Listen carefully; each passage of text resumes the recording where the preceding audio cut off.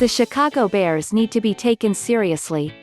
Look, Chicago has flaws, plenty of them.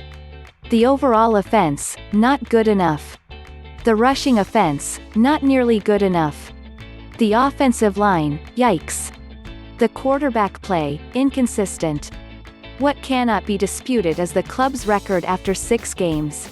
Following Sunday's 23-16 victory over the Carolina Panthers, the Bears are 5-1 for the first time since former coach Lovie Smith's final season in 2012.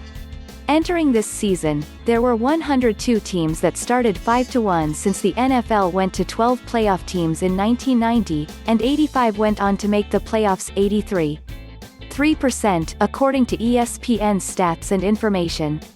Ironically, the Bears ended up missing the playoffs despite their hot start in 2012, but the NFL expanded the playoff field to 14 teams for 2020. Add it all up, the Bears are in prime position to challenge for their second playoff berth in 3 years under coach Matt Nagy.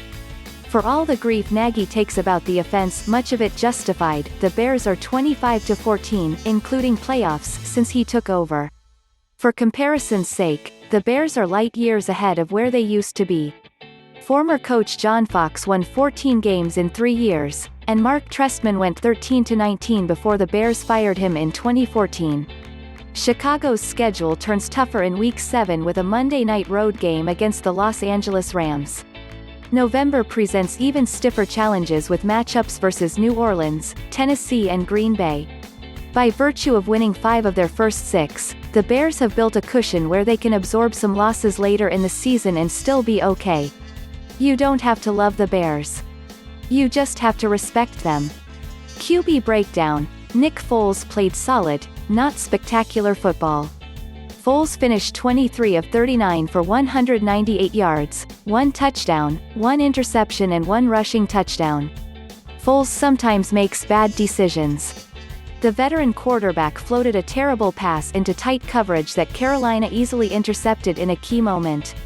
Usually, Foles is smart with the football. The 31-year-old sees the field well and understands where receivers are supposed to be, and a testament to that is 7 different Bears caught passes on Sunday. The Bears trust Foles. That's unlikely to change anytime soon, even though the offense leaves a lot to be desired.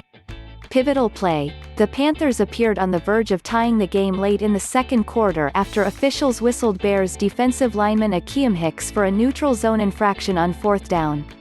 The penalty gave Carolina first and goal from the 3-yard line, but the Bears' defense slammed the door shut.